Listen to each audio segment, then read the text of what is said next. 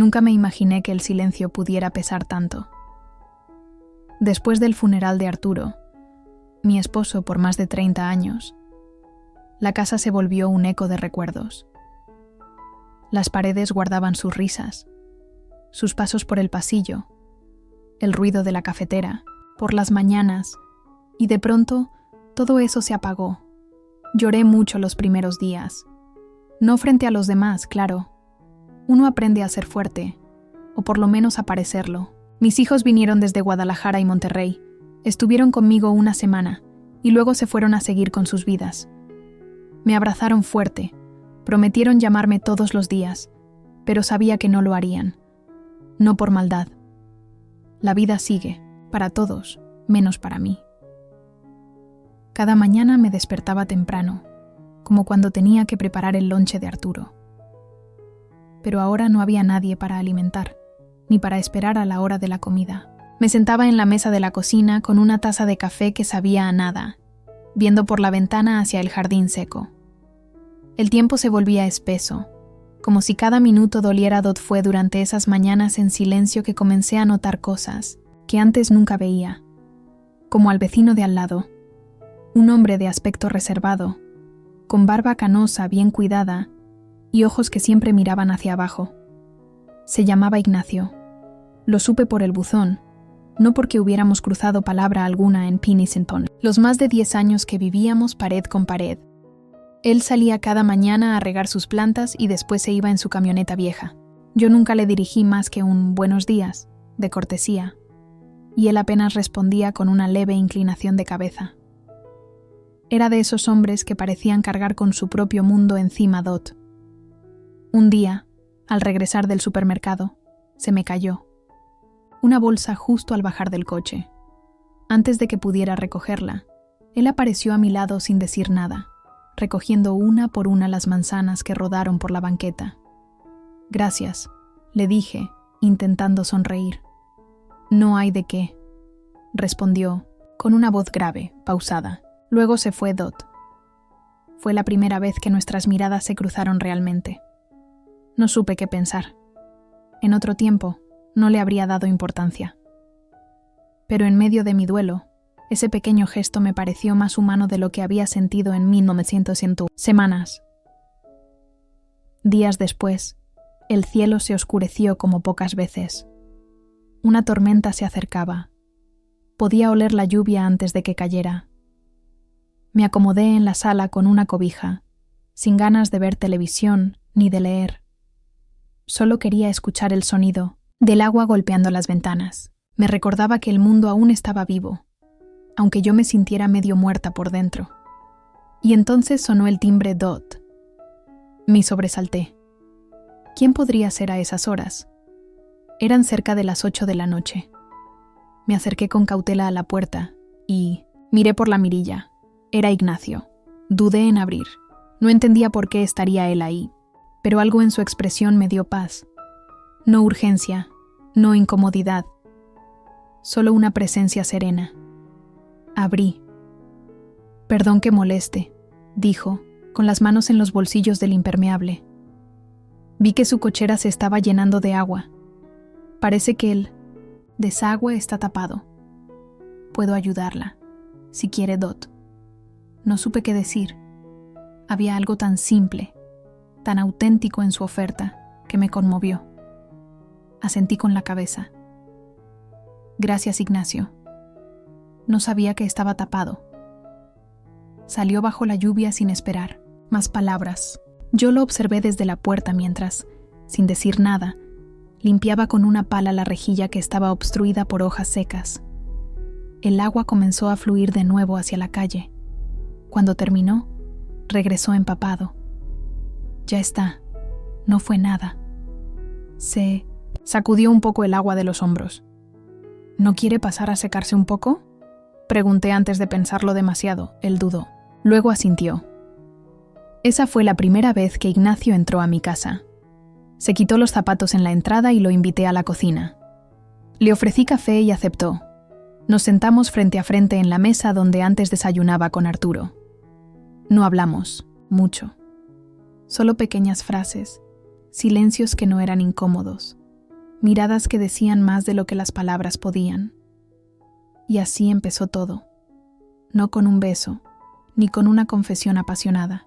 Empezó con una tormenta, un desagüe tapado y un café compartido entre dos soledades que, sin saberlo, se estaban reconociendo. Don Ignacio se quedó solo unos 40 minutos aquella noche. Pero fue suficiente para romper el hielo de más de 10 años de vecindad muda. Su ropa empapada colgaba en el respaldo de una silla, y su cabello, ya más gris que negro, se secaba lentamente mientras bebía café con ambas manos, como si fuera un ritual. ¿Desde hace cuánto vive aquí?, le pregunté, buscando algo, para sostener la conversación. Desde el 2008. Vine después del divorcio. Pensé que el silencio me haría bien. Asentí. No quise preguntarle más. Su tono no era amargo, pero tampoco invitaba a indagar. En su forma de hablar había pausas largas, como si eligiera con cuidado cada palabra. Algo en eso me pareció familiar.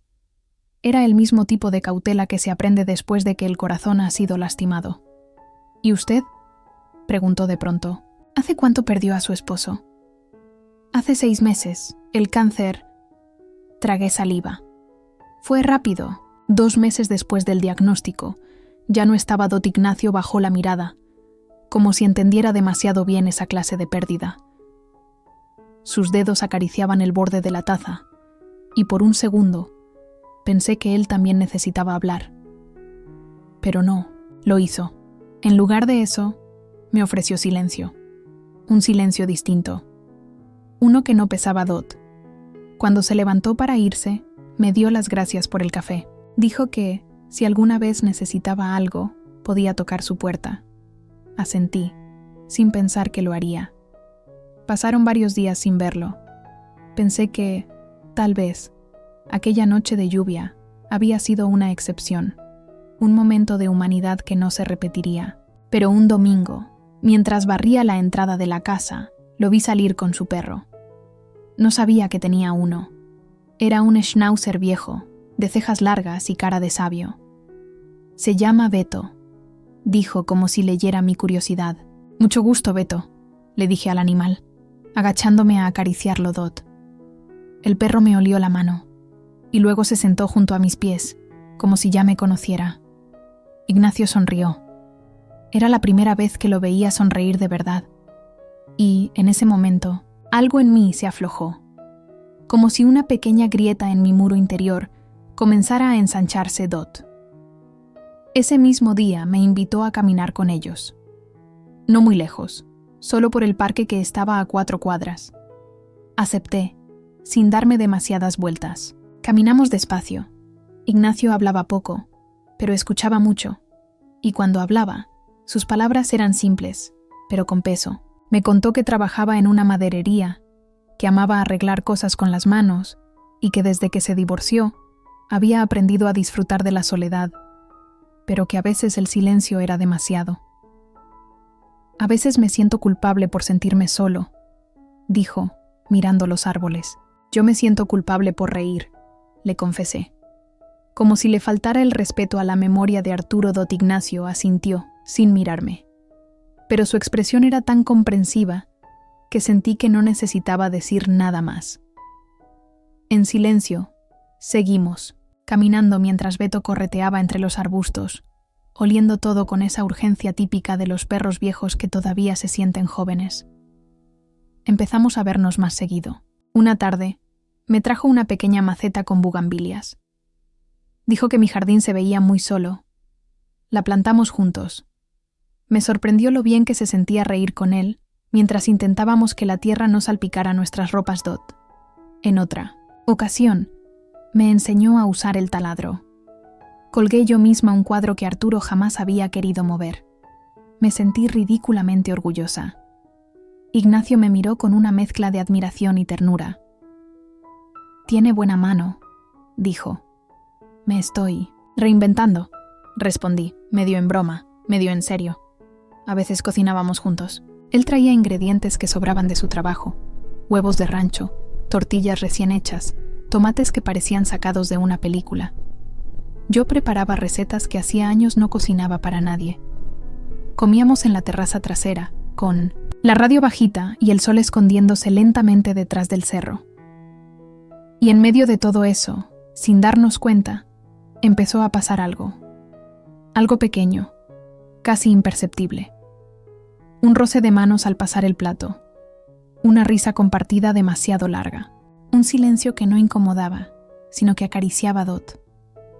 Un día, mientras lavábamos los trastes, me dijo algo que se me quedó clavado. Cuando uno pierde a alguien, cree que el corazón se queda sin espacio. Pero a veces, solo se hace más grande Dot esa. Noche, lloré.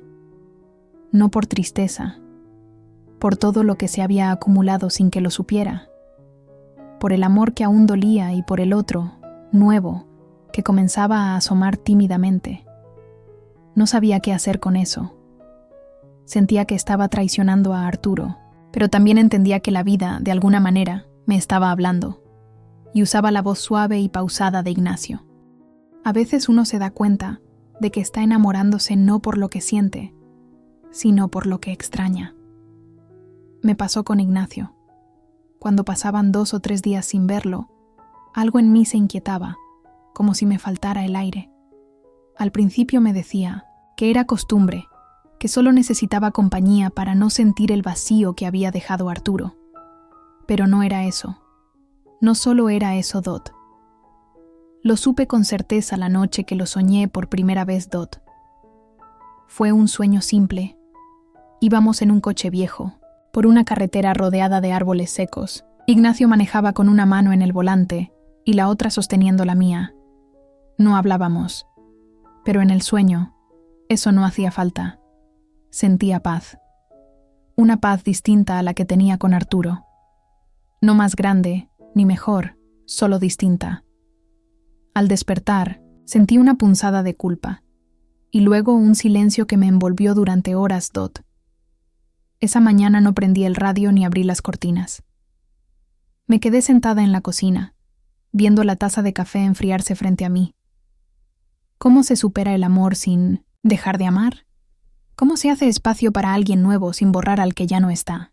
Sentía como si dentro de mí hubiera una casa en ruinas y alguien estuviera tocando la puerta, pidiendo entrar. Dot. Ignacio vino al final de la tarde, con una bolsa de pan dulce en la mano. Pasé por la panadería y pensé que tal vez quería uno de esos con azúcar encima que le gustan, dijo. Sonreí. No recuerdo haberle dicho nunca que me gustaban, pero era cierto. ¿Cómo lo supo? Le vi la cara cuando los probó la otra vez. Se le iluminaron los ojos. Entró y, como ya era costumbre, se sentó conmigo en la cocina. Comimos pan y tomamos café. Hablamos de tonterías, del perro del vecino que no deja de ladrar, del clima que ya empezaba a anunciar el invierno. Y justo, cuando se levantaba para irse, le pregunté algo que llevaba días guardándome. ¿Usted cree que se puede volver a amar sin traicionar al pasado? Ignacio se quedó quieto. Luego volvió a sentarse.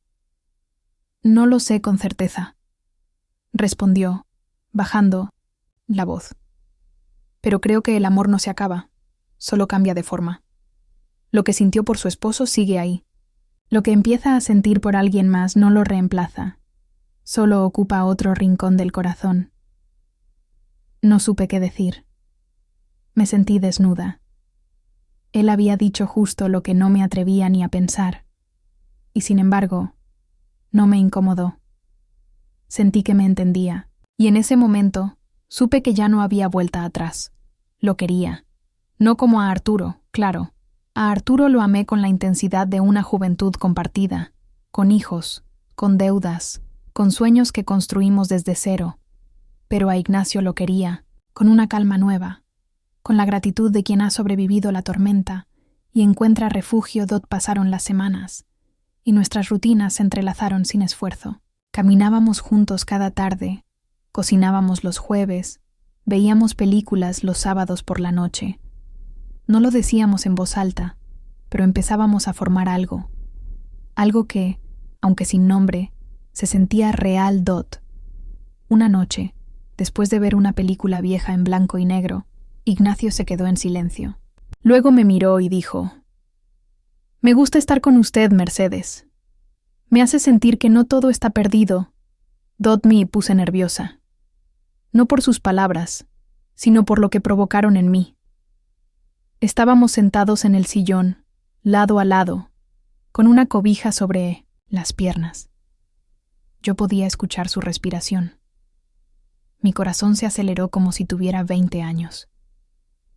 A mí también me gusta estar con usted, respondí, casi en un susurro, Dot. No nos besamos. No aún, solo nos tomamos de las manos. Y ese gesto, tan simple, tan humano, me hizo llorar en silencio. Él no dijo nada. Apretó mi mano con suavidad y entendí que no necesitábamos más por ahora. Dot, mis hijos no sabían nada.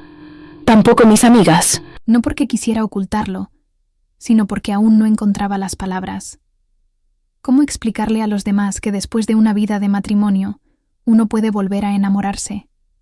Que el corazón, tan golpeado, tan lleno de cicatrices, aún tiene espacio. Una tarde de domingo, mientras regábamos juntos las plantas del jardín, Ignacio me miró de reojo y dijo: ¿Le gustaría ir a la playa algún fin de semana?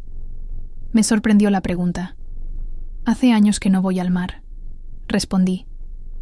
Yo también. Podríamos ir solo a ver el atardecer. Nada más.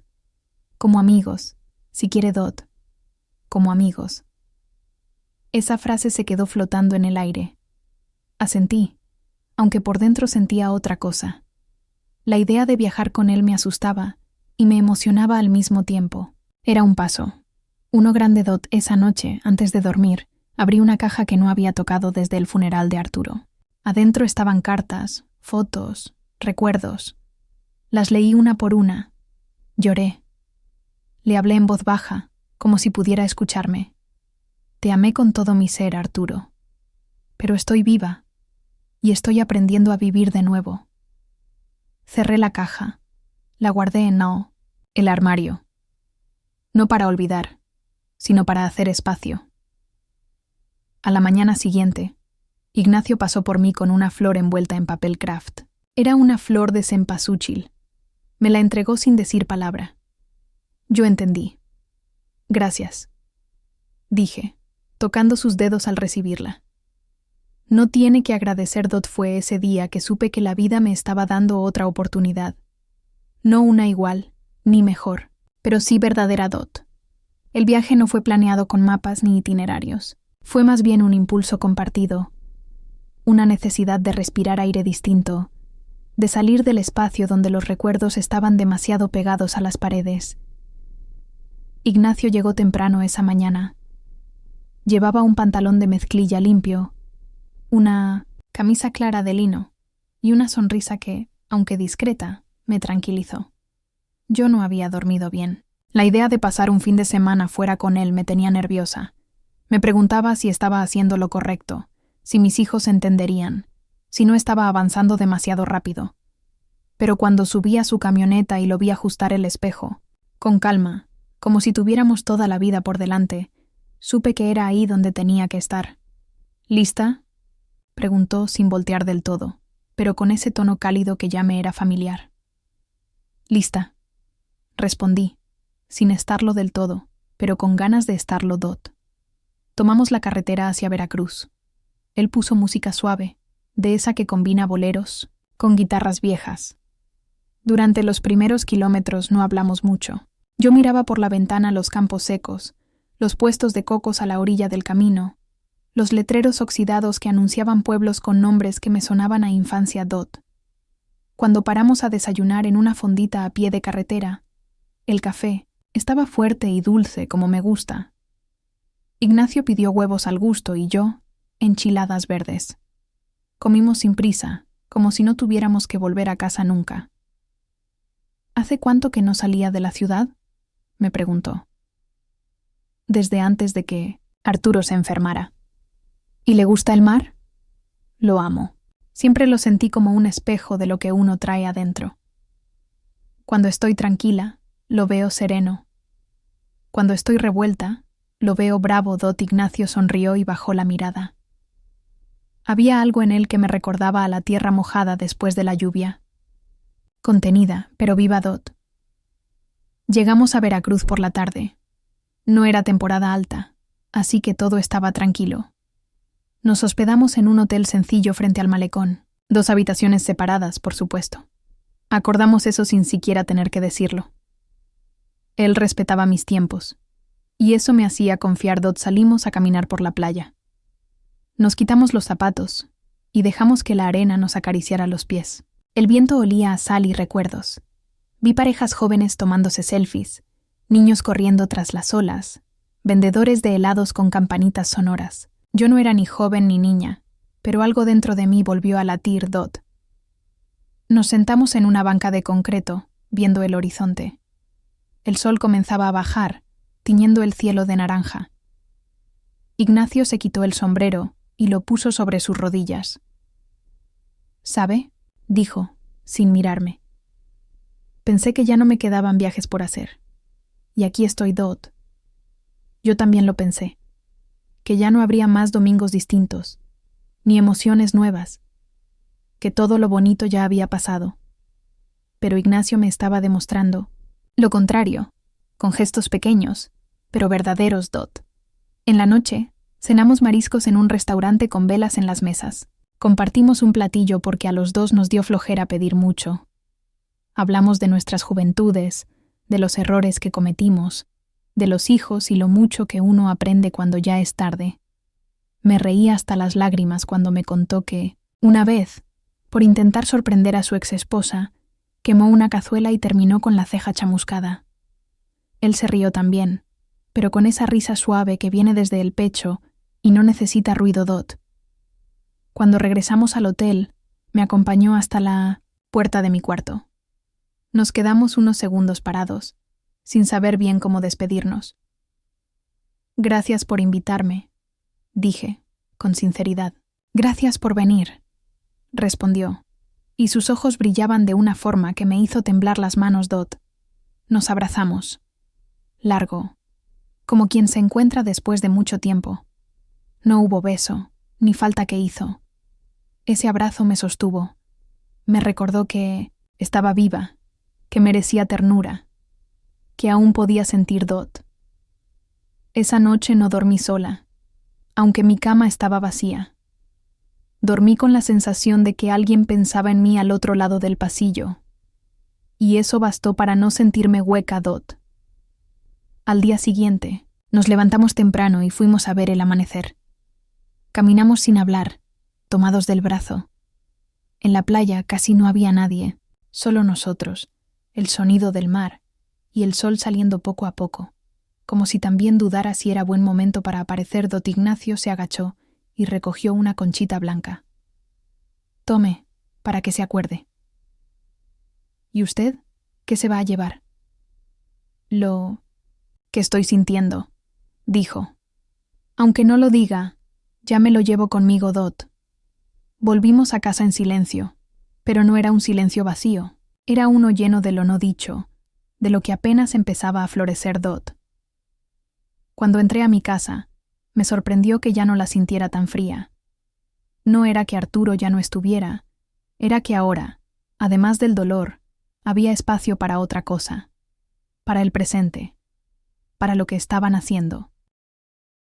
Volver a casa después de Veracruz fue como despertar de un sueño sereno, no de esos que uno olvida en cuanto abre los ojos, sino de los que se quedan, como una sensación en el cuerpo. Durante días caminé por mi casa con otra energía. Mis pasos eran más lentos, pero no por tristeza, por contemplación, por gratitud, por algo que apenas empezaba a nacer dentro de mí y que no quería espantar con prisa, Dot Ignacio. Y yo no hablamos todos los días después del viaje, pero cuando lo hacíamos, el tono era distinto. Ya no éramos vecinos que se acompañaban en la soledad. Éramos algo más. No sabíamos cómo llamarlo, ni nos surgía hacerlo, pero lo sabíamos, lo sentíamos. Una tarde, mientras acomodaba libros viejos en la sala, encontré una foto de Arturo en su cumpleaños número 50. Sonreía con esa sonrisa franca que siempre tuvo. Me senté con la foto en las manos y lloré, pero no como antes. no con ese dolor punzante. Lloré con cariño, con nostalgia. Me descubrí hablándole en voz baja. Te sigo queriendo, pero ya no me pesa respirar. Y fue en ese instante que entendí que algo había cambiado. No me estaba despidiendo de él. Solo le estaba diciendo que había espacio para ambos, para el pasado que me construyó y para el presente que me sostenía. Mis hijos vinieron a visitarme un domingo. Ana Paula llegó con sus gemelas y David con su nueva pareja. Estuvimos en el patio, comiendo carne asada y oyendo música. Me sentía ligera, feliz de verlos, pero también inquieta. Sabía que era momento de contarles Dot. Cuando las niñas corrieron al jardín y los adultos se quedaron en la mesa, limpié las manos con una servilleta, respiré profundo y dije: quiero compartirles. Algo Dot. Ana Paula levantó la vista. David se acomodó en la silla. Los dos tenían esas expresiones que ponen los hijos cuando sienten que algo importante viene. He estado saliendo con alguien, dije con voz firme. Se llama Ignacio. Es mi vecino. Lo conocí realmente después de que su papá murió. Hubo un silencio. No incómodo, pero sí denso. Como si las palabras tuvieran que asentarse en el aire antes de ser entendidas. ¿Y estás bien, mamá?, preguntó David, con tono más curioso que crítico. Estoy tranquila. No pensé que fuera posible volver a sentirme así, pero lo estoy. No estoy reemplazando a su papá. Nadie podría hacerlo. Pero también merezco compañía. Y amor, Dot. Ana. Paula me tomó la mano sobre la mesa. Papá te amó mucho, pero él no querría verte sola. Se te nota en la cara, mamá. Hizo una pausa. Te ves viva otra vez, Dot. Lloramos las tres, y los niños, sin entender por qué, también se nos unieron, con abrazos y risas. Esa tarde fue el cierre que no supe que necesitaba, no para mi historia con Arturo, sino para el miedo que me impedía avanzar, Dot. Las semanas siguientes fueron suaves, como si el universo se hubiera puesto de acuerdo para darme tregua.